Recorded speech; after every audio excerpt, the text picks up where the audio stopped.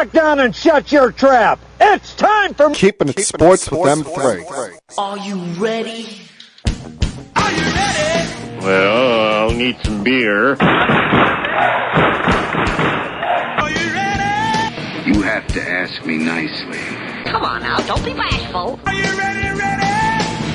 Are you ready for Place for the best sports talk and news surrounding each league. I can prove it with my usual flawless logic. Hey, man, this time we'll do it my way. What's your name again? And now, here's your host, M3, Mike Rosansky. All right, coming to you from Cherry Hill, New Jersey. It's time for Keeping It Sports with M3, powered by the Connecticut School of Broadcasting. Good afternoon, everyone. Hope everything's going well for you here on this Monday, the 21st day of February, President's Day. For those of you who have the day off, much like myself, yay. That's all I can say. Not working on a Monday is, just awesome. Awesome feeling.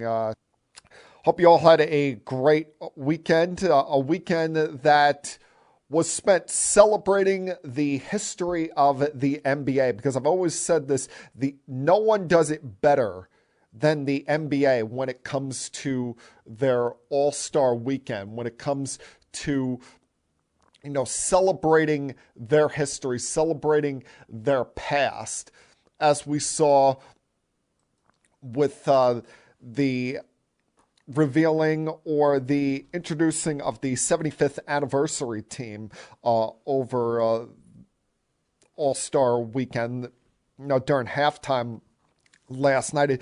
It sucked that you had, certain stars who were not there, who were unable to make it. I mean, in the case of someone like Bill Russell, I guess you can understand it, because he's kind of, getting up there in age and probably doesn't want to travel around as much.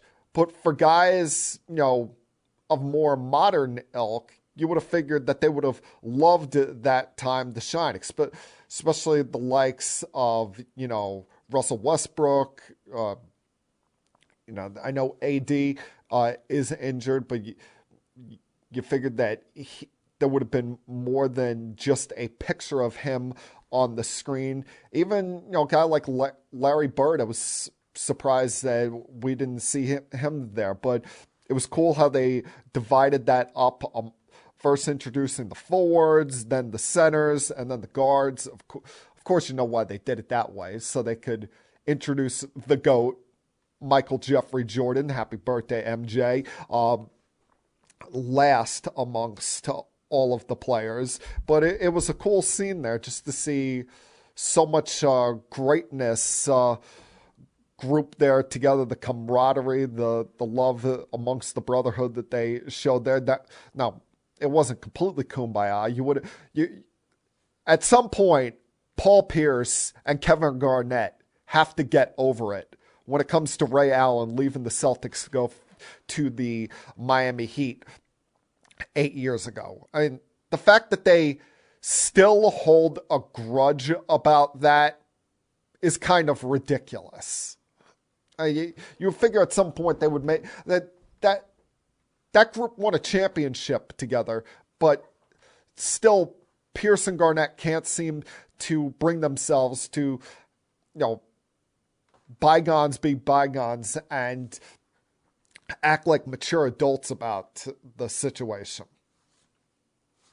But when it came to the overall weekend, usually this is a weekend I look forward to. Usually this is a weekend where, especially with the Saturday night activities, you look at it and it's all about fun, all about, these players getting a bit out of their comfort zone, and we've seen a little bit of their personality. Well, for once, NBA Saturday night was a dud.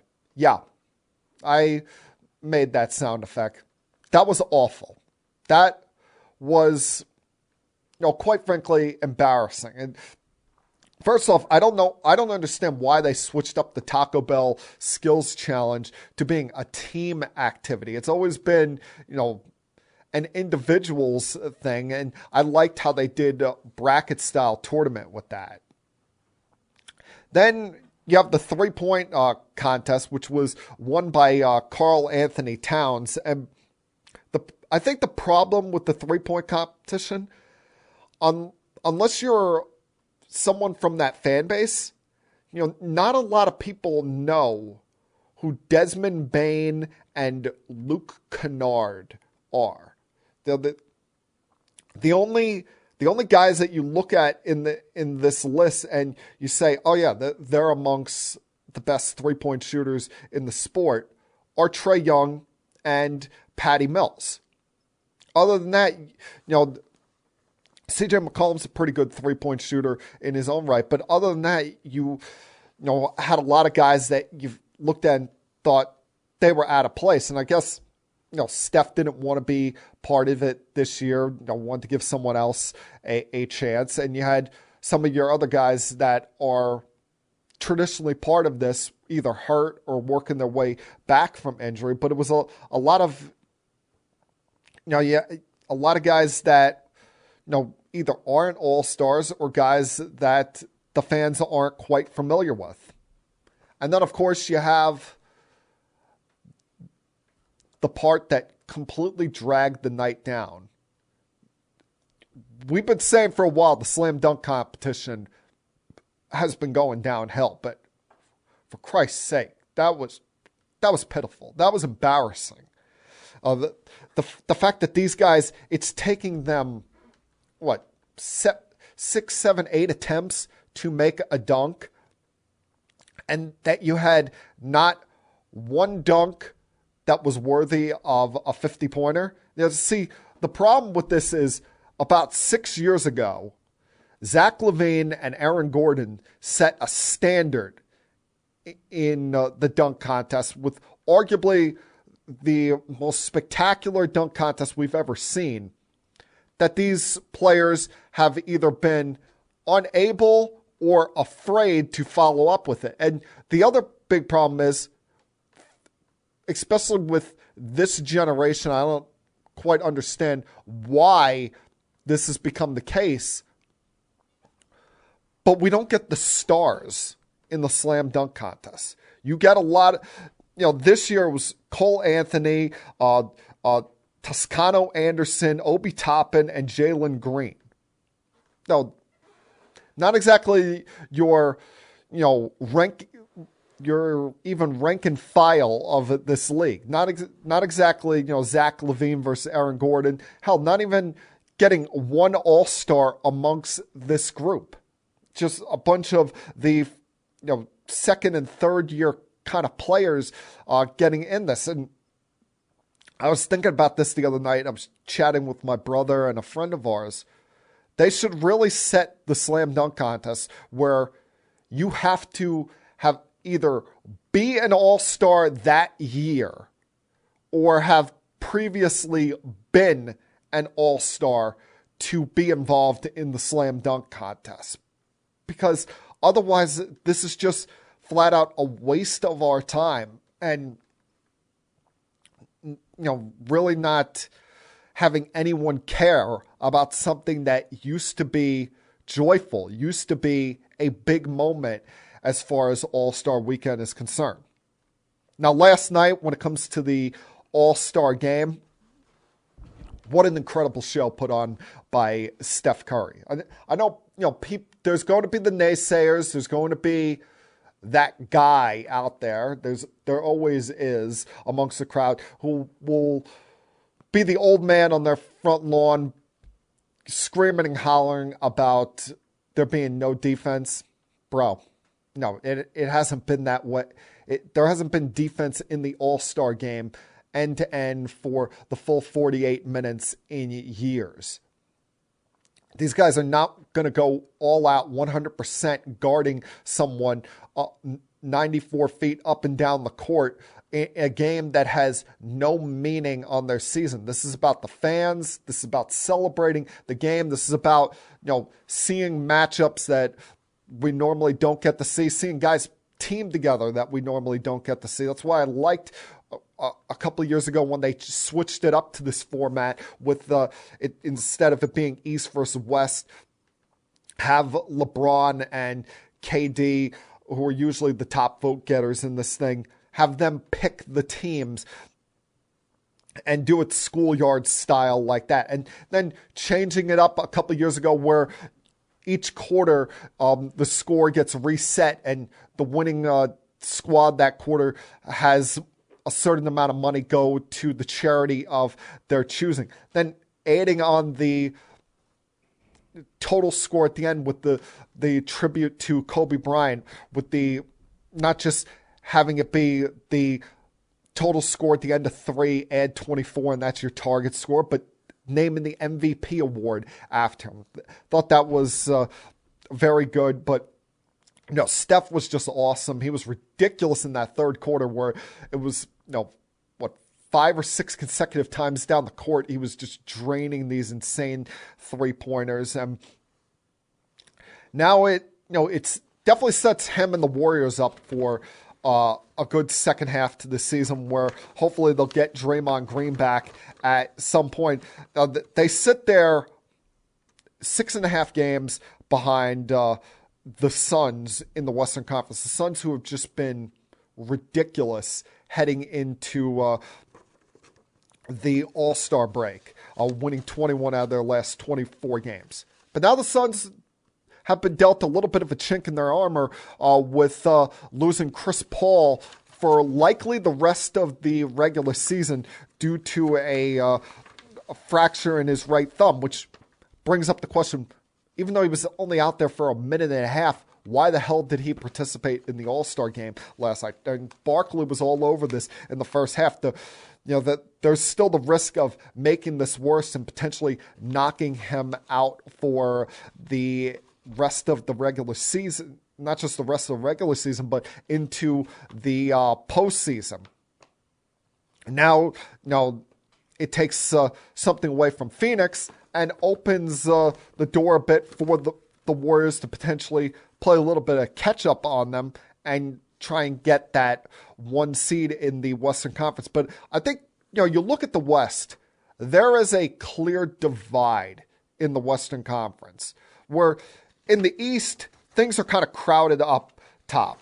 In the West, there's definitely a divide. It's, Phoenix, it's Golden State, and I guess if you want to throw Memphis in there with the insane season that Ja Morant is having, be my guest. But it's those 3 teams, and then it's pretty much everyone else. I mean, Utah's pretty good. We'll see how Dallas does. Luka's been on this insane stretch in his last 4 games, averaging 41, and ironically, that coming ever since they traded Kristaps Porzingis. But you look at some of the other things going on in the sport here. Are the Nuggets, are they going to be able to get Jamal Murray and Michael Porter Jr. back in time for the postseason? Because I don't think you can have those guys just parachute back in the postseason and think everything's going to be all grand and dandy for the Denver Nuggets, who currently sit in the 6th spot, just 2.5 ahead of the Timberwolves, avoiding the playoff situation. These guys need to get some game action in here. They can't just, have their first game action in the case of Porter in 6 months in the postseason, or in the case of Jamal Murray in over a year during the NBA playoffs. Got to get some kind of chemistry going with them and the Joker if they're going to have any chance to make some noise in the playoffs. You also look at the bottom of the West. Who's going to be that team that passes Portland for the final play-in spot? Is it San Antonio? Is it the Pelicans? Because Portland, by their actions, they've kind of given up on this season. And you don't know how much you're really going to get out of Dame Lillard going forward for the rest of the season. This could be a situation like you had 3 years ago. Remember when the Pelicans were preparing to trade Anthony Davis, and he wasn't playing back-to-backs. They were limiting him to 25 minutes per night before ultimately trading him that coming off season. I think you could see that very same thing happen here with the Trailblazers when it comes to Dame Lillard and his future there, because it's clearly not going to be in Portland beyond this season. Then you look at the East. Of course, a lot is going to hinge on James Harden's eventual debut with the 76ers and how quick he can gel with that team. And, him and Joel Embiid can, I don't want to say coexist because they seem very friendly. It doesn't seem like there's going to be one of these, I'm the alpha male and you're my Robin kind of situation, but how well they can gel together and make this thing work in Philadelphia. And whether, James Harden, who's clearly been out of shape for 13 months now, whether his body is going to betray him again down the stretch of the season. Also, you look at the Cavaliers, they made moves to show their team, their young squad that they believe in them. But this is the first time that this young core group has been through something like this. First time that they've been a winning team this late into the season. And as we currently sit here, they're fourth in the Eastern Conference. A lot of people will compare them to last year's Knicks squad. Difference is they're doing this in front of fans, whereas the Knicks not only were dealing with a kind of pandemic-shortened season, but there were, remember, a lot of teams that were dealing with issues. The Heat had injuries. Toronto wasn't playing any games in Canada. So they had everything seemingly break their way. I think Cleveland's going to make the postseason. I'm just not sure if they're going to be able to last in that top four for the entire year. The Bucks, they made moves at the deadline, including getting Ibaka. Is that going to be enough, or are they going to get back the likes of Pat Connaughton and Brook Lopez before the postseason to have any kind of impact? Hell, is Brook Lopez going to be healthy for them at all this year? That's why I said last week I thought the Ibaka trade was the most important trade made at this year's deadline. And then, of course, when it comes to my team, a situation that we have no control over whatsoever, and that's whether New York City Mayor Eric Adams is going to make any edits, any updates to the vaccination mandates and allow Kyrie Irving to play in postseason games at the Barclays Center. Because as of right now, you look at the Nets, they have remaining on the schedule. They have 23 games left in their regular season schedule. And of those 23, only 8 of them are at home. Or 8 of them are on the road, excuse me. So that means there's only 8 possible chances remaining for Kyrie Irving, Kevin Durant, and eventually Ben Simmons to play together before the regular season ends.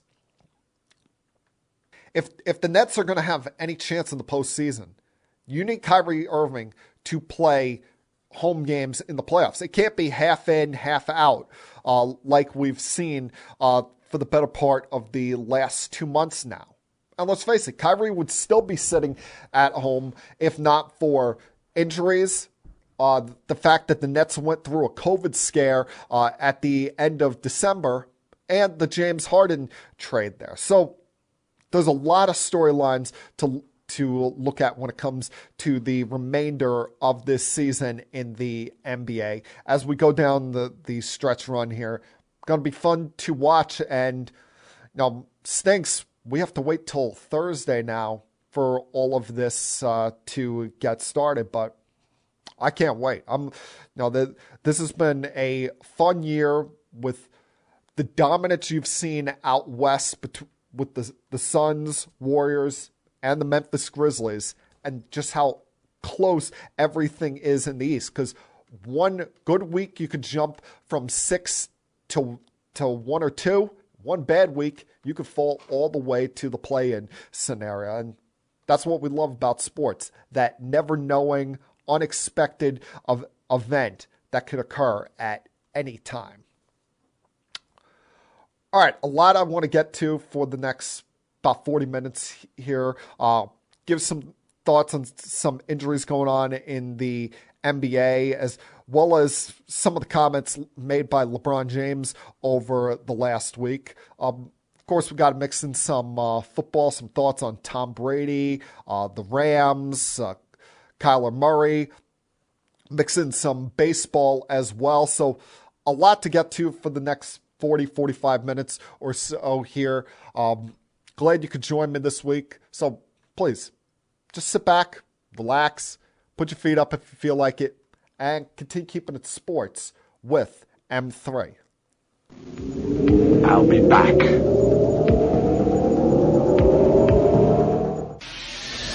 Connecticut School of Broadcasting founder Dick Robinson. You know, the media business has changed a lot since we opened our doors in 1964. Now media content is everywhere, on air, online, on the go. More than ever, companies are looking for people to help drive this new media. At Connecticut School of Broadcasting, you'll get hands-on training on the latest software and equipment in a matter of months, not years. Connecticut School of Broadcasting has placed thousands of grads in broadcast media careers. It's all about versatility. You see, at a radio station, if you also know how to shoot, edit, and post videos, you become a pretty hot commodity. That's the training you get at Connecticut School of Broadcasting. Connecticut School of Broadcasting, with locations up and down the East Coast, from Massachusetts to Miami. Call 1-800-TV-RADIO or log on to GoCSB.com. Connecticut School of Broadcasting, the nation's oldest and largest group of broadcast media schools, redefining training in radio, TV, and new media. Get trained. Get connected. 1-800-TV-RADIO.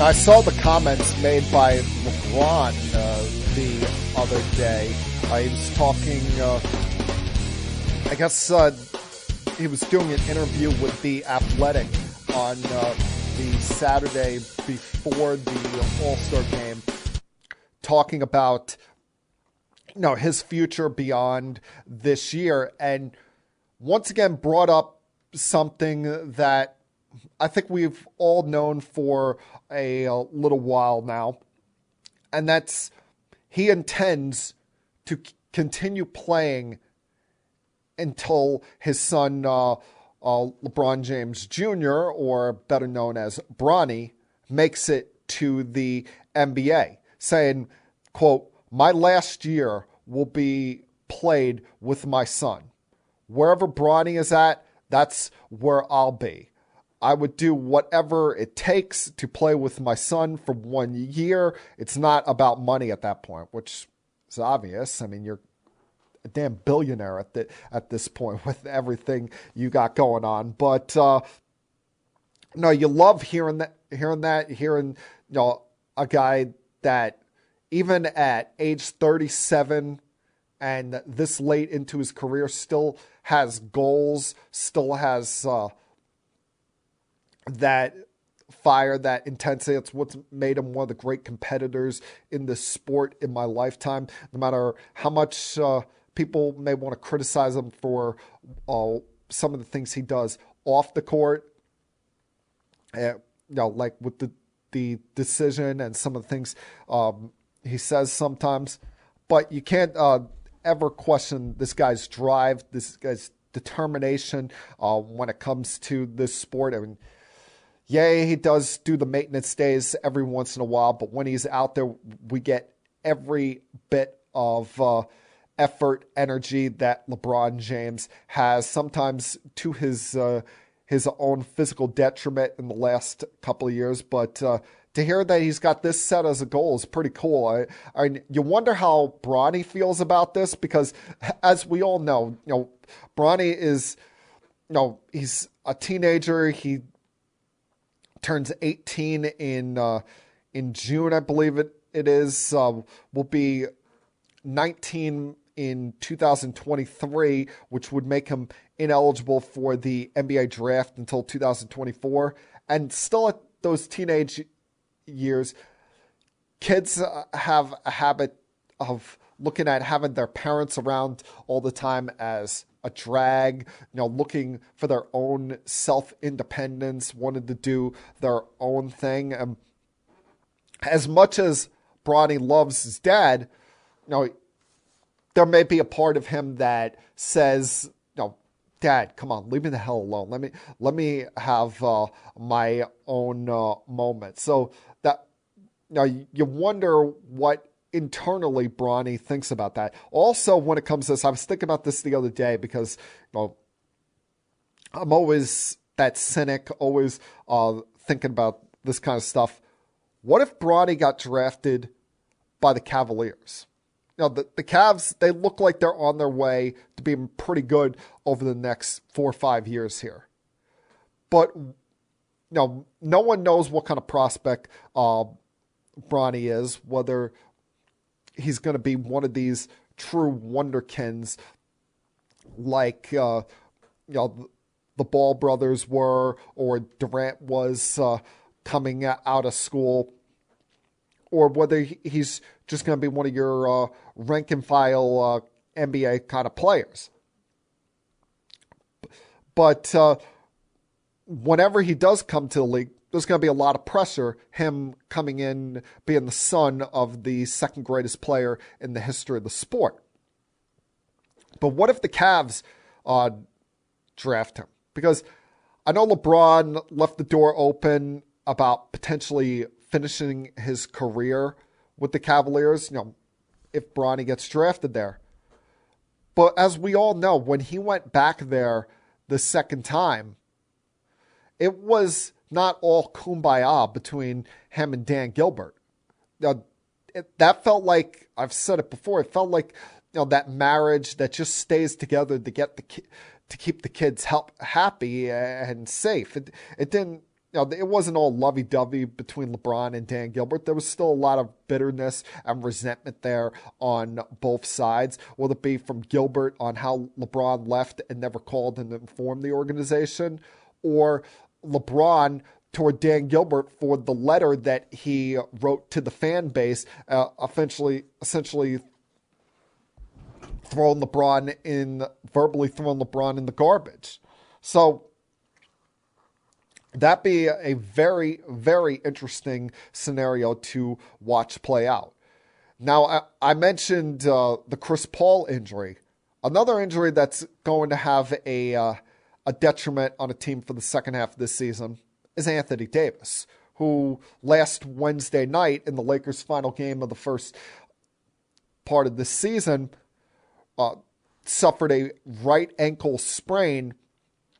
And they could say all they want that, he could be back in 4 weeks. Let's be honest. This guy's probably not going to play again in the regular season. And we've seen the injury history of Anthony Davis, where every single year it's something with this guy. Something pops up, whether it's a strained muscle in his legs like last year, back problems, or this, where it was just an unlucky situation. He comes down from a rebound and lands on Rudy Gobert's foot and knocking him out for at least the next month and a half. But when it comes to Anthony Davis, you always, no matter what a team lists as far as his injury timeline, you always take the longer side of it rather than the shorter side, because not only does he get hurt all the time, it's slow him coming back. Now, I appreciated him trying to play in the playoffs last year in that Game 6 against Phoenix before his hammy finally went bad on him. But we're not going to see this guy for a while, probably until the postseason, if the Lakers make it there at all. Because the Lakers, the only thing consistent about the Lakers this year is their inconsistency. We've seen them have stretches of winning 3 or 4 games in a row and then follow that right up when you think that they've gotten things going and lose 3 in a row and put themselves right back in a mess. And they're sitting there right now at 9th in the West, 4 games under 500. They're 3-7 in their last 10 games. And the bigger concern I have here is not only have Davis and LeBron not played a lot together in the last 2 months, but LeBron this month is averaging the most minutes in the league at just over 37 minutes per game. And listen, he's an Adonis. He's a physical anomaly with how he continues to perform at this level this late in his career. But at some point, this number of minutes on any 37-year-old, whether you're LeBron James or not, are going to take a toll. That's why, can you imagine if we did not have the All-Star week here? We did not have this break in the action to allow, LeBron to have a physical reset here, especially after playing deep into the All-Star game last night, wanting to not just get the win, but have what could be his final moment in Cleveland. And you expect that at some point it's going to wear on LeBron James at a time where, you look at this roster. It was a poorly constructed roster to begin with. You have no Carmelo Anthony until who knows when. You have no Anthony Davis. Russell Westbrook, none of the rest of the league wanted, and he's had a terrible season by his standards. I mean, it's been an all-around mess of a kind of year for the Los Angeles Lakers, and now they lose their second-best player, likely for the remainder of the season. By the way, they have the second most difficult schedule over the remaining portion of this year. Only have 3 back-to-backs, but they got to play, the likes of the Clippers twice. They go play the Warriors. They got to play the Suns again. They've got games out east here. I believe they played the Sixers twice. So it's going to be a gamut here for this Lakers team over their final 24 games of the regular season here. But hey, at least I still think they have a chance at making the postseason. When it comes to another big market team that I've talked about a lot on here, I think last Wednesday might have been the nail in this team's coffin, and that, of course, being the New York Knicks, who had by far their worst loss of the season against the Brooklyn Nets, who were running out there a squad of secondary and tertiary kind of players against the Knicks at MSG. Because remember, no Kyrie due to the mandate.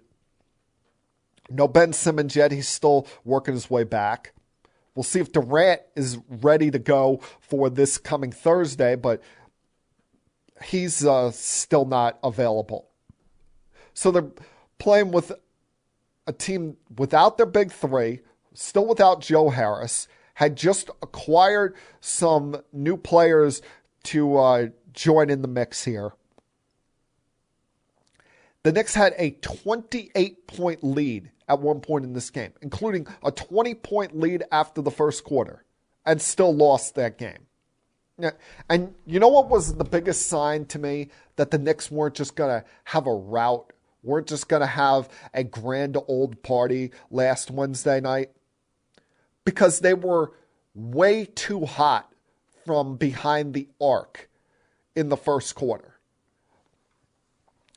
And the Knicks are not a great three-point shooting team. They're right in the middle of the pack when it comes to three-point percentage as far as makes, and they're 9th in the league when it comes to total threes taken in a game. But in that first quarter, they went 8 for 11 from behind the arc.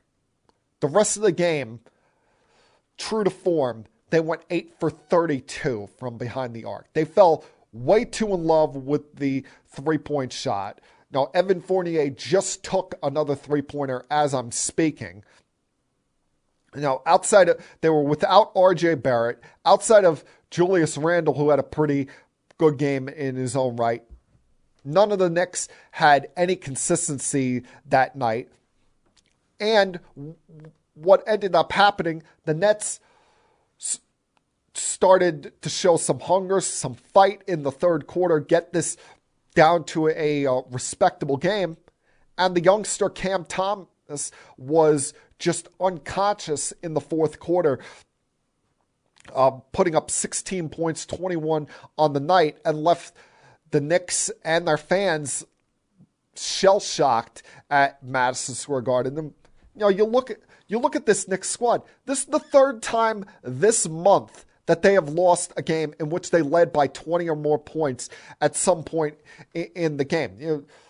Just days before it, they had that big lead in Portland, of days after Portland traded C.J. McCollum, and they blow that lead. Last Monday, they lose a game to the Thunder, in which you look at that Thunder roster, it looks like they're rolling out there a bunch of high schoolers right now, and lose to the Thunder in overtime. And then blow a 28-point lead to the Brooklyn Nets, who, for the most part, haven't been able to get out of their own way for the last 6 weeks. It's embarrassing what the Knicks are. And you know what's the most shameful part of this? They keep going back to acting like, oh, we get Derrick Rose back, everything's going to be fine. Your season is hinging on a 34-year-old who, if you play anything more than 27 minutes a game, he's going to fall apart and be lost for 2 months.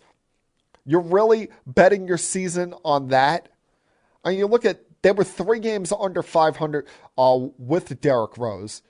They've been 12 and 18 since he's been out, and they're optimistic and hopeful that he'll be ready to go when they return to action against the Heat this Friday, which will be 9 days after playing that game against the Nets. This is going south for the Knicks very quick. We knew that they weren't the 4th best team in the Eastern Conference. No matter where they finished last year, you figured that, they could still be pretty good, but would probably finish in the bottom half of the playoff seeding, maybe in the play-in scenario. But this has just been a disaster, whether it be the lack of defense this team plays, the fact that Julius Randle up until recently was always getting in fights, whether it be with the opposition, the fans, or the media, just seemed pissed off all the time for no reason whatsoever, even after getting that big contract extension this past offseason. And this team, they came across as, guys that were feeling themselves too much, especially the guys that were here last year thinking that you could just roll the basketball out there and everything would be fine. Well, guess what? It has not been fine. That's why you're sitting here at 25 and 24 and 34. That's why currently, as we sit here today, you are, 3.5 games back of just making the play-in scenario. And who do you really look at and say, they're going to fall apart in the second half and allow the Knicks an opportunity to get back into things? Especially when you look at the first 5 games out of the break for the Knicks. At home on Friday against the Heat. Then they play an afternoon game on Sunday against the Sixers before going on a 3-game road trip against the Sixers, the Suns, and the Los Angeles Clippers. Their next game where you look at it and say, oh, they could win that game, they should be favored, is against the Kings in about 2 weeks. But I'm sure the Kings are looking at that and saying, oh, the Knicks, that's a game we can win.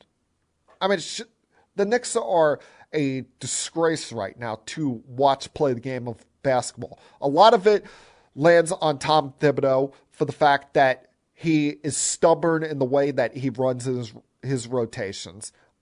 There's a portion of it on this front office, which, Rose, Wes, Perry, can we hear from one of you guys every once in a while? They've completely ghosted the media and the fan base. But a lot of it goes on this team. The players on this team are not as good as we thought they were. Julius Randle, still a good player, not as good as he was last year. Last year was just a insane kind of career year. And RJ Barrett, just when you thought he was going to get going, he has an ankle injury that's knocked him out for the last couple of weeks in a blowout time late in a game. Now, the Knicks, after last year being such a wildly successful season, and you're hearing bing bong go off throughout Madison Square Garden and being chanted by the fan base, it looks like they are heading straight for ping pong territory this year. All right, going to take another break. Come back on the other side, turn my attention to the NFL with Tom Brady, the Rams, Kyler Murray, and an interesting debate that has come to light in the last week. Continue keeping it sports with M3. I'll be back.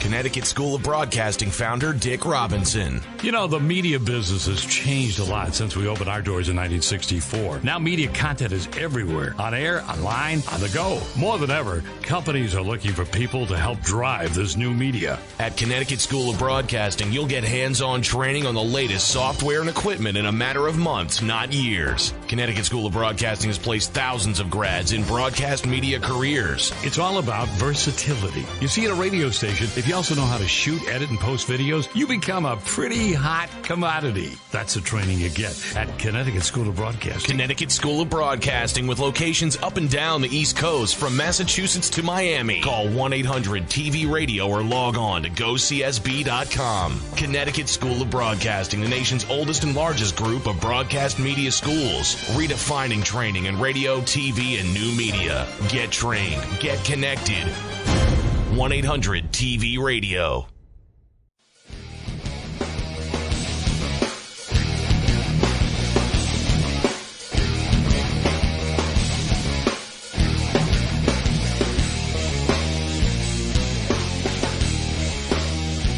Now, this weekend was a successful weekend for LeBron James. Having his team win the All-Star game again for, what is it, the fourth or fifth year in a row that he's led his team to a victory in the All-Star game. And he had the game-winning shot last night for Team LeBron to win 163-160. There was one negative thing from this past week, that this is the thing that the LeBron haters will bring up and use as a detriment to his career. The Skip Baylesses of the world. And I can understand the suggestion here, but this felt like one of those things where he was trying to make a scenario too much about himself, where he suggested for the Rams Super Bowl parade, it be a combined parade with the Rams, the Dodgers, and the Lakers. Because if you remember, the Lakers and Dodgers won their championships in bubbles, and they didn't get to have championship parades in 2020 because of how stringent still things were during the pandemic as far as getting crowds together. And while I could understand the sentiment, listen, if that had, say the Dodgers had won the World Series this year, the Lakers had won their championship in the bubble this past fall, and you had all of this go on in a close gap or a timeline like that, fine. But the fact that it's been, 15 months since the Dodgers championship, 15 months since the Lakers championship, it sucks that you didn't get to have a parade, but no, you got to take the L on that one, LeBron. This is the Rams moment. This is the Rams time as far as celebration. It stinks that you guys didn't get to have that moment, but we'll see if either one of them going forward will get another championship with the group as they are presently constituted.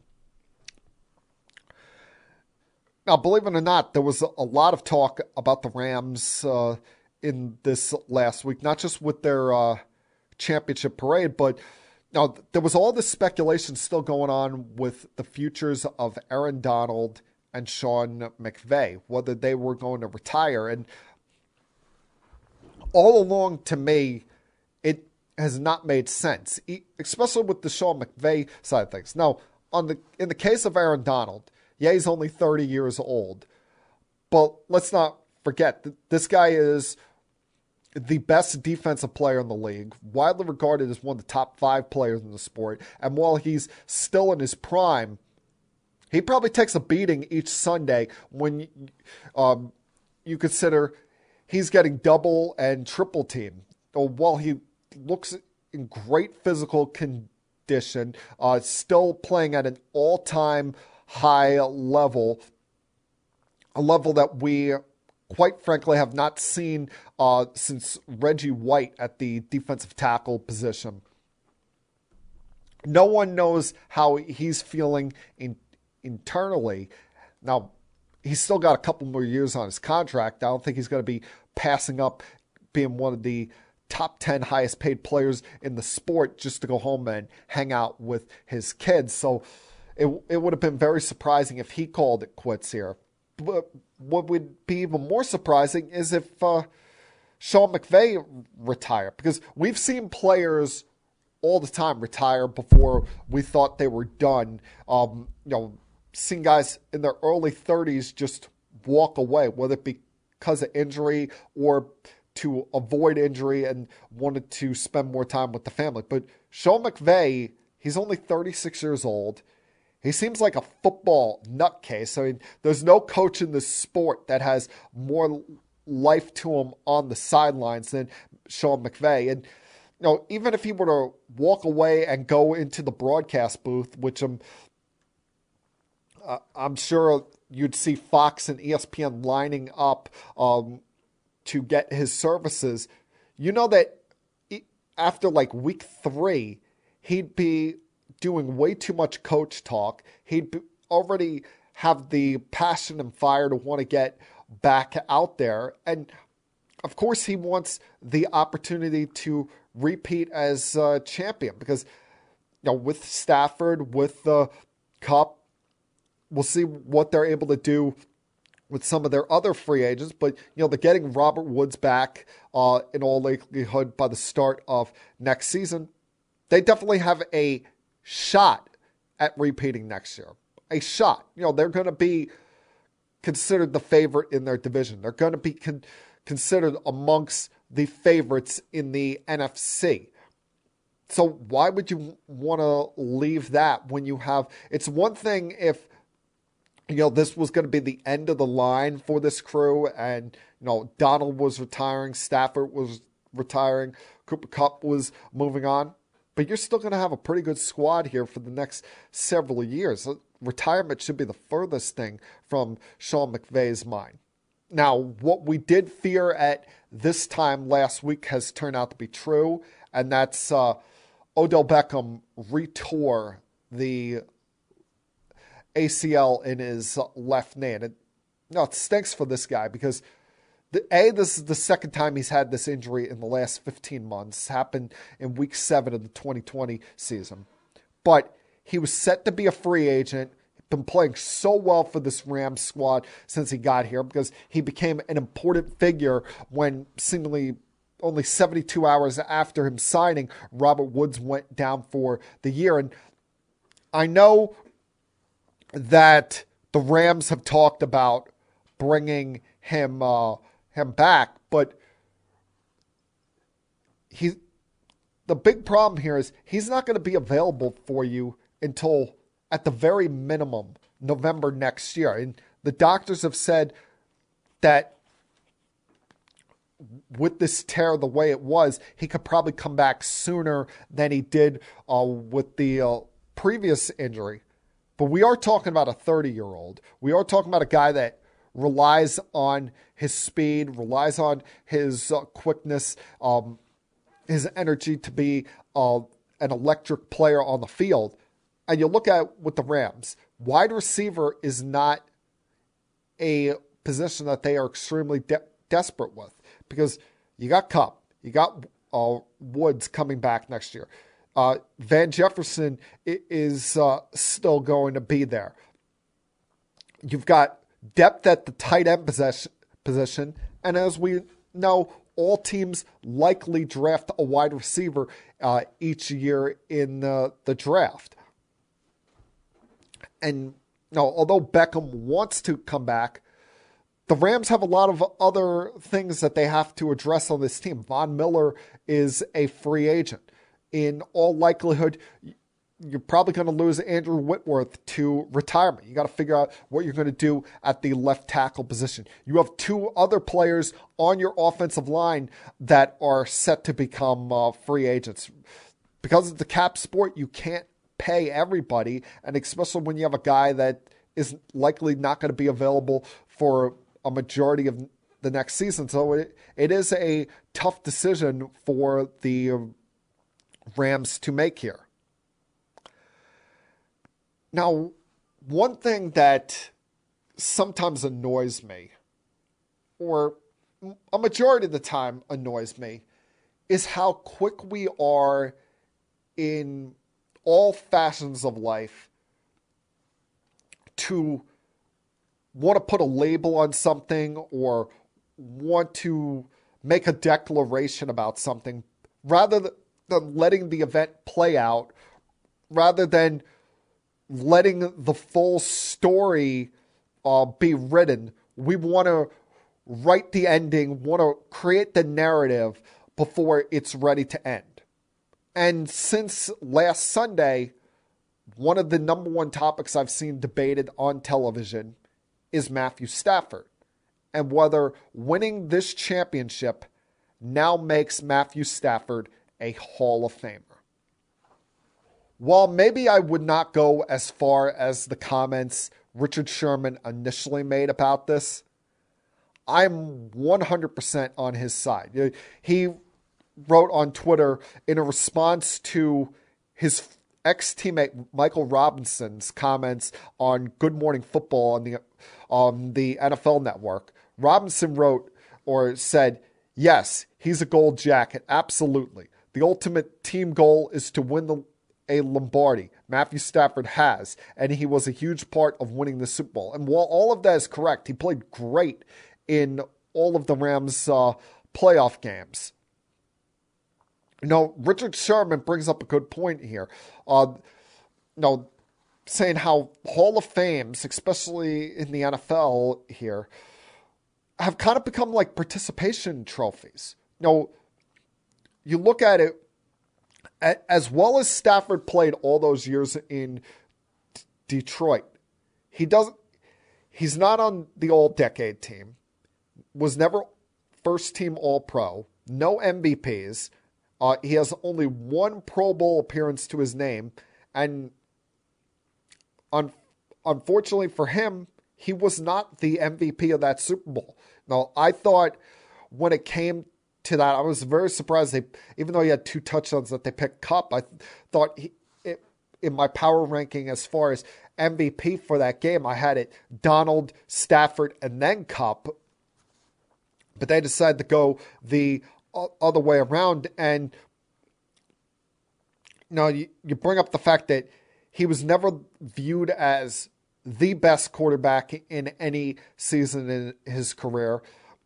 Wanted to bring up the fact that Matt Ryan has an MVP, but I thought that was a little bit unfair, especially when you consider that seemed like a statistical anomaly like year for Matt Ryan that he's never been able to match. And when you look at some of the other names that have been out there since the MVP award has essentially become the quarterback's award, look at who he's had to go up against over his career. Manning, Rodgers, Brady. Favre was still considered a top quarterback at that time when he came into the league. There's been the likes of Andrew Luck, Russell Wilson in the mix, Ben Roethlisberger. So there's been a lot of names to go up against. Drew Brees. A lot of top quarterbacks in this sport at that time that he's had to outperform. So I'm not going to hold the MVPs against him. And while the point has been brought up, if he plays another 3 or 4 years at this level, he's a Hall of Famer. And I agree. If this year showed that he wasn't just a stats compiler in Detroit, that he's a legitimate good quarterback. But you need more than just winning one Super Bowl in your first year in a competitive scenario to be a champion. If that were the case, then Joe Flacco would have been a Hall of Famer, 6-7 years ago? And his career has fallen by the wayside since winning that one championship with the Baltimore Ravens. If he plays at this level for the next 3 or 4 years and say the Rams get back to and win another Super Bowl, then at the end of the day, he will be a Hall of Famer. But right now, he has not done enough. He has not done enough to truly lock in and cement himself as a Hall of Famer in my book. I've seen people make the comparison with Eli Manning. Eli Manning is going to be a Hall of Famer, but that's mainly because of his 2 Super Bowls. On the surface, you look at Eli Manning's regular season, he comes across as a bit of a compiler, like you might be able to argue the same with Stafford. But Eli had those 2 big-time days in the sun against the New England Patriots, and that's what made him from a good career to a career that's going to end in Canton. So while Stafford's on the right track, he definitely has some more work to do.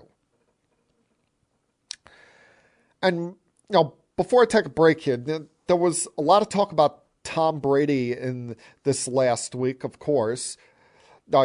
In the last edition of his podcast for the year, he talked about how he's just taking retirement day by day. And something struck me when it comes to Tom, and that was a clear sign that he's not retired, that he's going to be back. You know what that is? Gronk hasn't announced his retirement yet. Gronk has long said, Tom Brady is the only quarterback I'm going to play for. He's left the door open as far as a return. And, if Brady was truly retired, was truly moving on, we've already seen Gronkowski announce his retirement.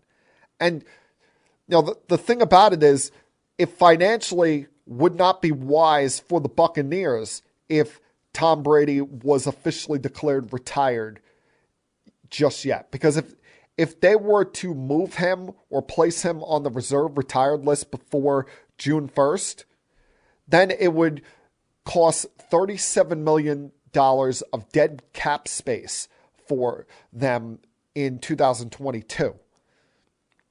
if they were to trade him after then, or he retires after that, it's only $13 million of dead cap space. That's why, we're going to be hearing about these rumors, these rumblings for the next several months, unfortunately, of not only him coming out of retirement, quote unquote, but also him ending up a San Francisco 49er. Because it sounds like if anything, he's retired from being a Tampa Bay Buccaneer. I don't know if I completely trust the report by Rich Ohnberger last week when he talked about the rift between Brady and Arians, and how Arians would come in and red pen all of the offensive game planning that Brady and Leftwich did. Because remember, this is the same guy that also said that Patrick Mahomes told his fiance and brother not to attend any games next year, and Mahomes has already fired back on that. But ladies and gentlemen, we are in for the off season of Tom Brady. Concerning ourselves, wondering whether a 44, soon to be 45-year-old is going to play or isn't going to play. And we'll see how that does to his popularity in this sport amongst fans and amongst people who cover it. Because remember, this playbook was done by Brett Favre the last 3 or 4 years of his career, and it took a while for people to really warm back up to Favre after that. All right, going to take another break here, come back on the other side, close things out for Keeping It Sports with M3. I'll be back.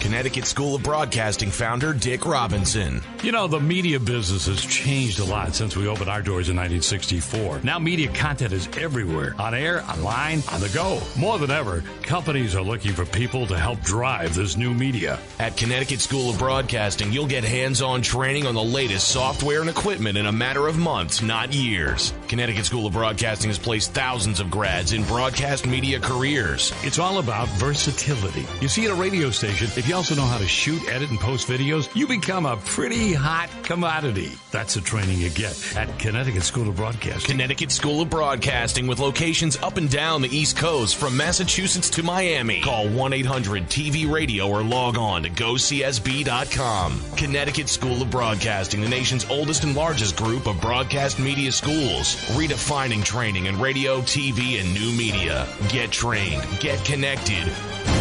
1-800-TV-RADIO.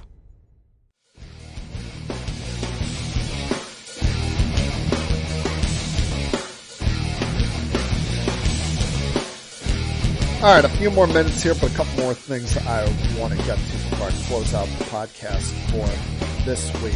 Now, first off, Kyler Murray. I would rather hear you say less or do less on social media than you coming out with comments, firing back at the reports of your immaturity. Because these comments kind of show immaturity, show that you're sensitive, show that you can't take the heat when it comes to a little criticism. Not everything, every professional athlete should know that not everything is going to be perfect. Not every moment in your career. You're going to have those moments where people question you. People are wondering about you, when it comes to your physical performance and how you can rebound from your failures. So, every year, since not every year a team's going to have their season end the right way, only one team wins that championship and 31 other teams are left either heartbroken or trying to find out answers for the next year. Are you going to be posting this every year to responding to criticism, responding to reports about you not handling failures correctly, or you wanting to do a lot of finger pointing And the finger pointing is the thing that gets on me. You win as a team, you lose as a team, but you're the quarterback of the team. You're viewed as the face of the franchise. Of course, a lot of the pressure is going to be on you. So I really have not liked how this guy has handled things on social media. It's growing pains. It's things that all young athletes got to go through. But let's be honest. You don't see Patrick Mahomes do this on social media. You don't see Lamar Jackson. And Lamar Jackson's had some awful postseason games early in his career, especially against the Chargers and the Titans. You didn't see him react like this. You didn't see Josh Allen react like this after blowing a 16-point lead to the Houston Texans 2 years ago. So, be better than this, Kyler. Use all of this where you feel like you're being treated unfairly by your organization and by the media as determination to get better, rather than just firing off hot takes on social media.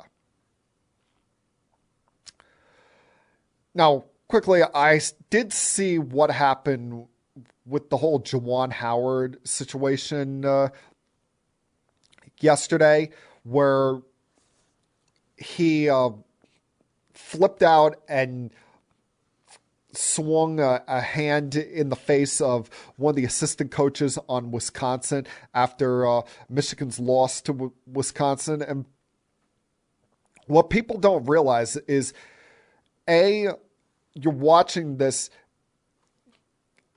Howard had gotten contact. I don't know whether it was a punch or a shove from someone on Wisconsin's coaching staff before this.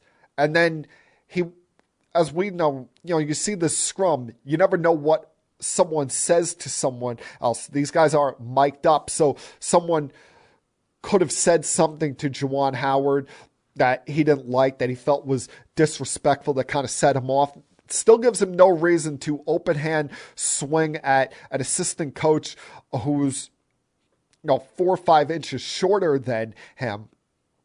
He's got to be able to control his emotions better, because this set off what was a brawl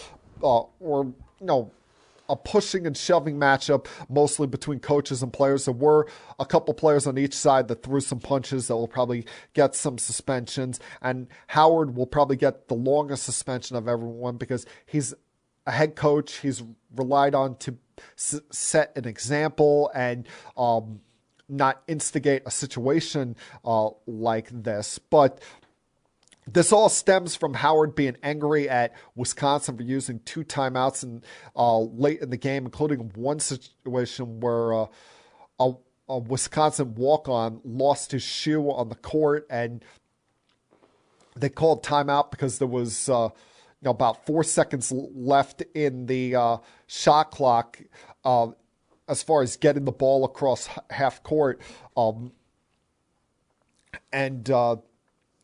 Wisconsin, knowing that, remember, the refs stopped the game because the kid lost his shoe. Wisconsin used a timeout because there was only 4 seconds left, and the 10-second clock didn't reset on that. So, Juwan Howard got a little bit annoyed with the coach. Probably was also annoyed over the fact that his team was getting blown out. And let's face it, this is not the first time we've seen Juwan Howard erupt like this, unfortunately. He got into a shouting matchup with Mark Turgeon during the Big Ten tournament last year that got him ejected.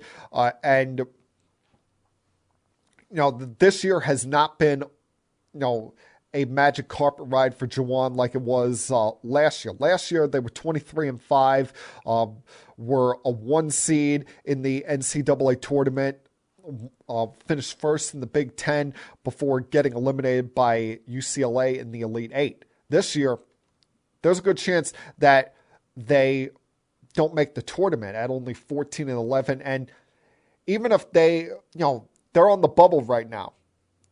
And I know that the committee is not supposed to do this, But a moment like this could be in the back of their minds when it comes to choosing between them and another team as far as who gets one of those final few at-large spots in the tournament. Do I think he should be fired from this? No. I think everyone is, just wanting to have an instant reaction, a hot take on the moment, and wanting to take their free shots at Juwan because they're having a bad year. But he definitely should serve some sort of suspension. If you want to suspend him for the rest of the regular season, I'm fine with that, because you do have to set a precedent, set an example for all coaches to follow. The one question I got is, why the hell is this still a thing in college basketball, the handshake line? You don't see it in any other form of college or professional athletics. Not in baseball, not in football. There's a little congregation in football, both at college and pro after the game, between both sides. A little bit in basketball as well, but in baseball, we know the only handshake line you do is with your own team after a win. So, no, and each week you see this in high school. There's usually a video out there of some kind of big brawl breaking loose after a high school basketball game. So I'm not sure why this is still a thing in competitive sports. Now, we saw the continuation of the downfall of the career of Matt Harvey take place last week when he was called upon to testify in the Eric K. trial. As Eric K. was the former Los Angeles Angels communications director. He was on trial for 2 felony charges of distributing fentanyl and causing the drug-related death of former Angels pitcher Tyler Skaggs back in July of 2019. And Kay was found guilty on charges of conspiracy to possess with intent to distribute a controlled substance and distribution of a controlled substance resulting in a death or seriously bodily injury, and faces a minimum of 20 years in prison. And Harvey only spoke because he was granted immunity by the government, that he won't be criminally prosecuted for anything he admitted to in court. But he did admit to drug use, admitted to using painkillers, and that they were going around the Angels locker room saying that he obtained a painkiller called Percocet or Percocet, can't really pronounce this too well, from K in mid-April of 2019, the year he pitched for the Angels, saying that he shared some of those pills with Skaggs and other players. And Harvey now faces a scenario where if any team is willing to sign him, he probably won't be available until sometime in later June, because MLB is going to investigate, but he could be immediately suspended for at least 60 days if this admission in court qualifies as distribution under MLB's drug policy. Now, they got to agree to their new drug policy in a CBA, because remember, as we've seen, the joint drug agreement between MLB and the Players Association ran out about a week ago, and sets a bad sign for the early start of this season when it comes to guys doing who knows what. But this is just another example of how things have just gone completely downhill for Matt Harvey. Now, he not only admitted to using that, he admitted to cocaine use. He admitted that he was on coke, and unfortunately for MLB, that's not something you can test for. Now, as we've seen in the last week, former Mets manager Terry Collins has come out in interviews and admitted that, back in 2016, 17, there was some serious concern for Matt, that they knew he was doing some things that couldn't be tested for, and he refused their help each time. I guess we could see why now his career with the Mets fell apart. Because think about it. This guy was the toast of the town in 2013. He, just exploded upon the scene, started for the National League in the All-Star game at Citi Field, had a great rookie campaign before blowing out his elbow and missing all of 2014. Came back in 2015 and pitched great.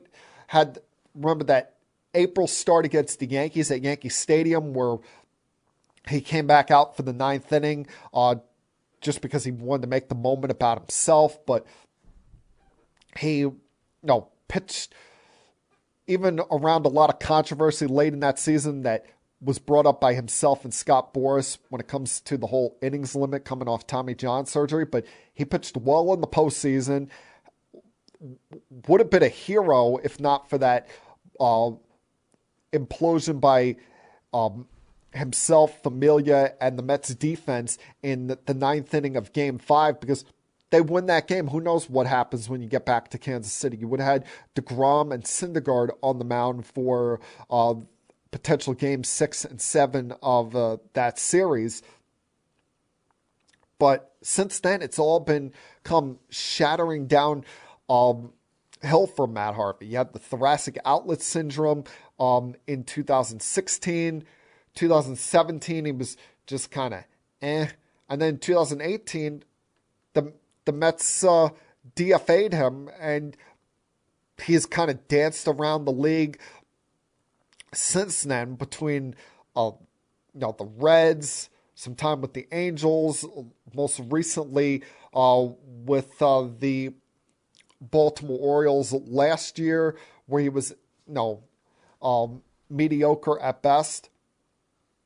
This, quite frankly, this feels a lot like Doc Gooden's career. Now, he was never as dominant as Doc was early on, but off the field stuff, and unfortunately not being able to control yourself and developing a drug problem, that's what has become the storyline of Doc Gooden's life and led to the downfall of him being a star in New York.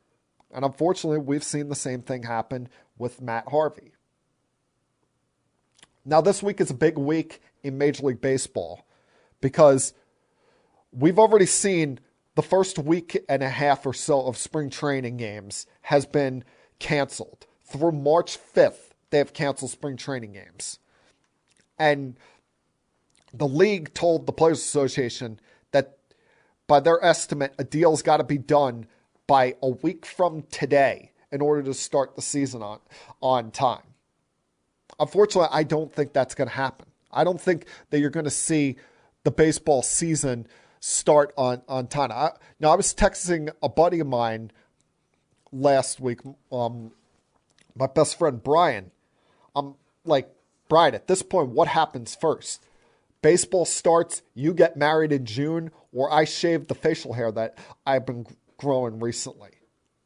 And right now, I would say the order of that is going to be either the beard goes or he gets married, and baseball's in a distant third, because it doesn't sound like they're anywhere close to a deal, especially with how they argue about the financials. Now, you hope cooler heads prevail, because starting today, they're going to hopefully meet every day, not only meet every day, but twice a day every day to try and hash something out, because we knew that this was going to get done at the final hour.